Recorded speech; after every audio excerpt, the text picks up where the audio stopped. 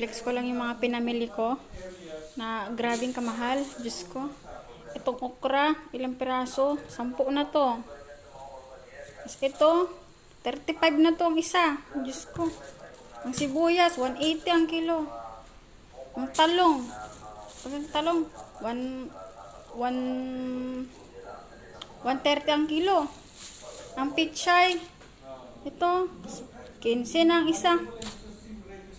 Itong carrots, 55 ng dalawa na yan. Ito, Diyos ko, ang mahal na nito. Hindi pa ganun kaganda.